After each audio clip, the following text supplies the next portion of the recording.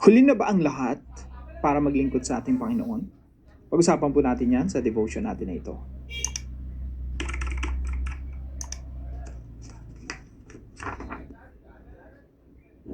Magandang araw po sa bawat isa sa inyo. Welcome back to our 365 Daily Devotions Bible Characters Edition.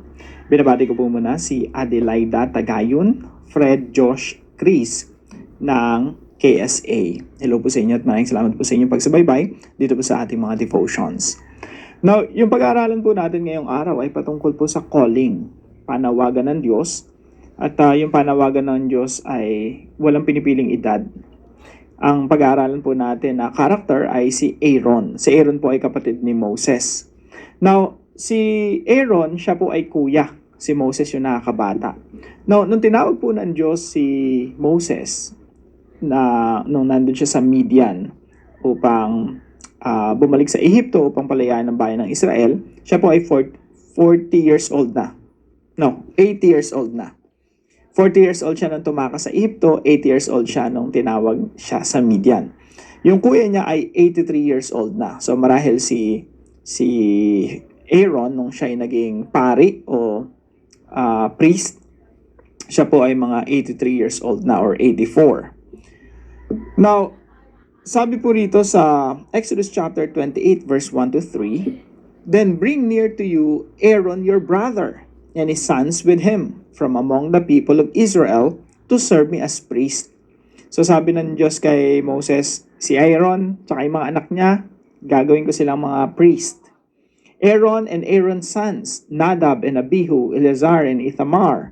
"And you shall make holy garments for Aaron your brother for glory and for beauty.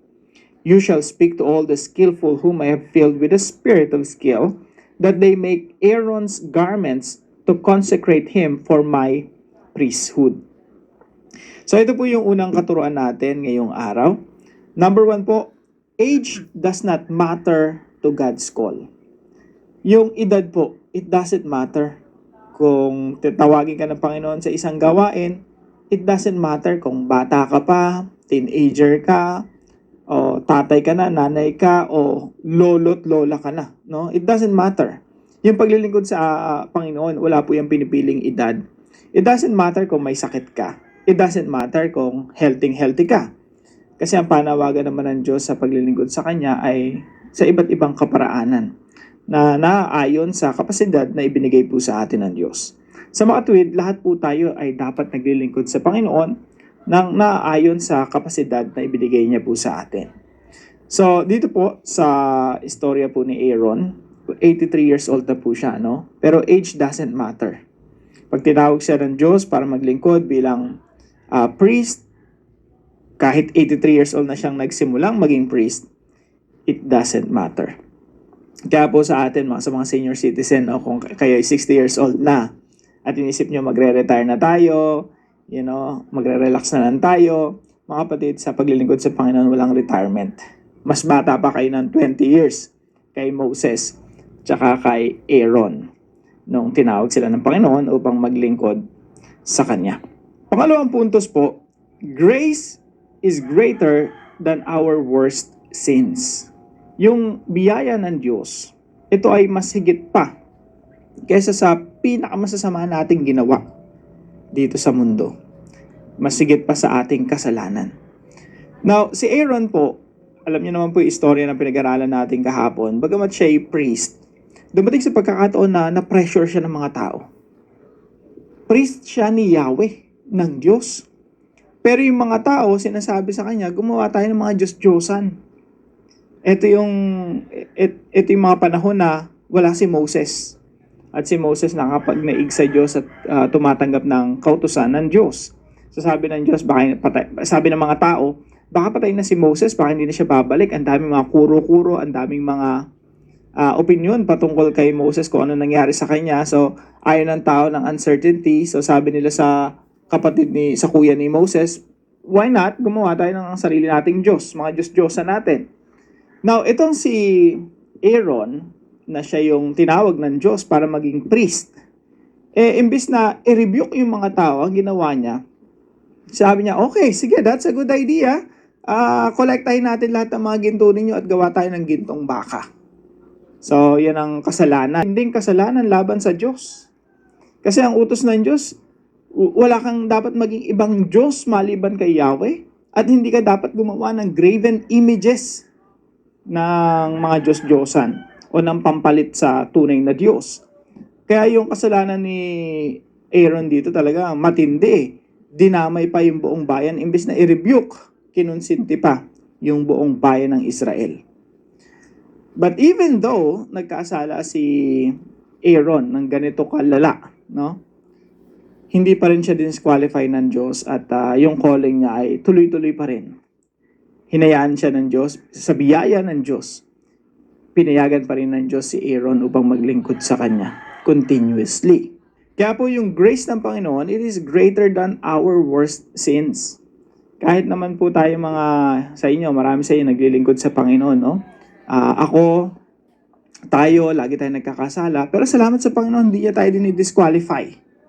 Hindi niya tayo sinasabing, oops, sakto na yung kasalanan mo, kumbaga puno na, out ka na. No? Hindi naman tayo ginagana ng Panginoon. No? Hindi naman tayo dinidisqualify ng Panginoon. Right away, yung grace ng Panginoon, laging naririyan upang isustain tayo sa paglilingkod sa Kanya. Now, of course, hindi natin pwedeng abusuhin ang biyaya ng Diyos kasi ang Diyos natin ay hindi lang mapagbiyaya at mapagmahal, siya rin ay mapagdisiplina at mapagparusa. So, we cannot really abuse the grace of God. So, that's our point number 2, no? Grace is greater than our worst sins. Kahit gaano pa man kalala yung ating nagawang kasalanan in the past, laging mas malawak, laging mas malaki ang biyaya ng ating Diyos. Number 3 po, leadership failure does not define us. Kung tayo may nabigo bilang tatay, no? Marami tayong nagawang pagkakamali sa pamilya natin. Those sins or past sins do not define us. Ibig sabihin, there's always a brand new start with our Lord, with our God. Pwede kang magsimula ngayon. Hindi pa huli ang lahat para magbago. Hindi pa huli ang lahat para maituwid ang pagkakamali natin in the past. Hindi pa huli ang lahat para maglingkod sa Panginoon. Hindi pa huli ang lahat para magbago ng ating pamumuhay. Yung mga failures natin in the past, especially failure of leadership, it doesn't define us. We're not failures. In fact, we are victors. Tayo po ay mananagumpay sa pamamagitan ng ating Panginoong Hesukristo. Kung ikaw ay na kay Kristo, yung mga pagkahulog natin, pagkadapa natin, proseso yan, no? Journey yan. Pero it doesn't mean we are failures. Hindi ibig sabihin tayo ay mga bigo. Sa halip tayo mga mananagumpay at tayo naging mga mananagumpay because of the Lord Jesus Christ. Remember this, we are not failures. We are victors in Christ Jesus. Now, paano po natin ito i-apply sa ating mga buhay? Number 1 po, do not let your past stop you from serving God. Hindi ko alam kung anong mga nakalipas natin, no? Marahil yung iba sa atin may kinalaman sa pamilya, no? Ang dami nating kapalpakan sa pamilya, kapalpakan sa asawa, kapalpakan sa mga anak. I don't know. Pero tandaan natin mga kapatid, hindi pa ang huli ang lahat para maglingkod sa Panginoon.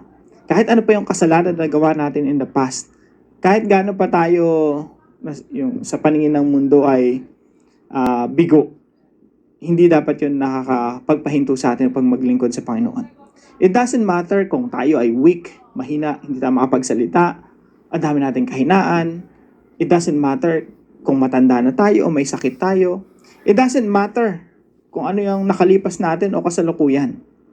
What matters is we are in Christ Jesus and we have an opportunity to serve the Lord. We have to grab that opportunity. Ang paglilingkod po sa Panginoon ay hindi po yan sakripisyo.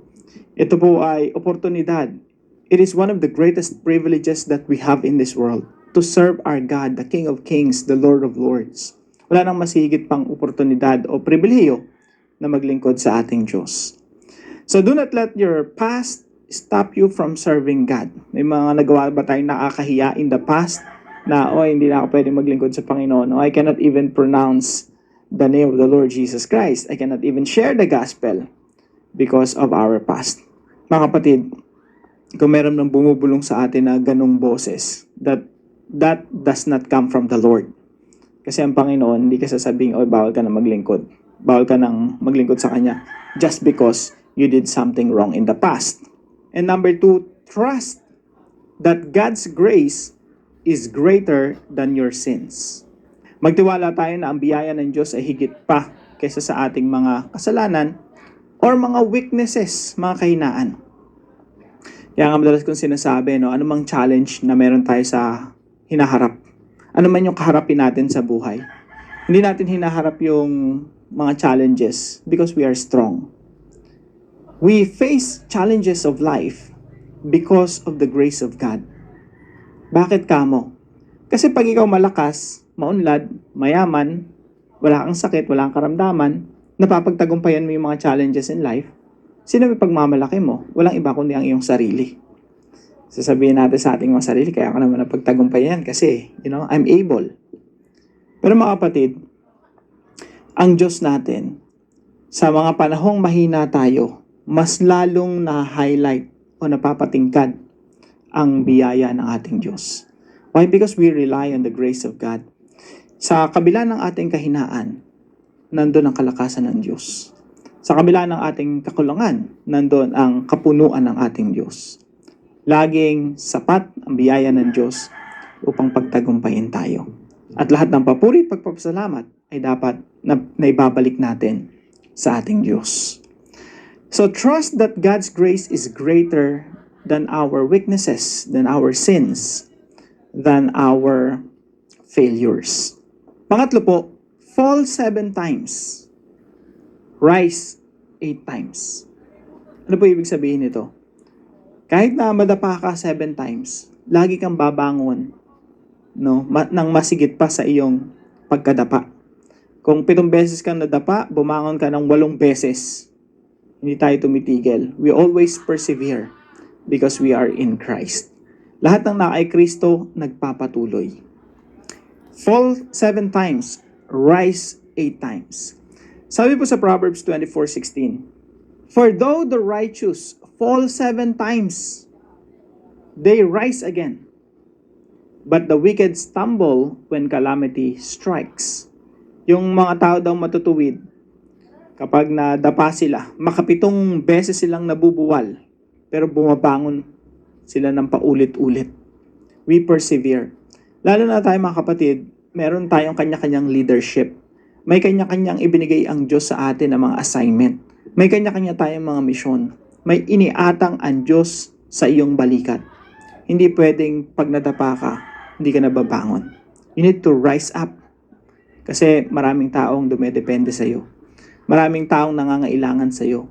Maraming mga taong mapapagpala sa pamagitan ng iyong buhay at ikaw ay gagamitin ng Diyos para maraming tao pa yung mapagpala at mailapit sa ating Diyos. Mga kapatid, madapa ka man, mahulog ka man, lagi ka dapat tatayo at babalik. Now, para naman po sa ating discussion, why do we have to serve God continually despite our sins and failures? Bakit dapat lagi tayo nagpapatuloy sa paglilingkod sa ating Diyos kahit na nagkakamali tayo o nabibigo tayo?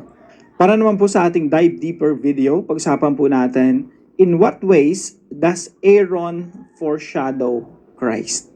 Bakit si Aaron na pinili ng Diyos, siya ay nasasalamin sa pagdating ng tunay nating high priest, ang ating Panginoong Jesucristo?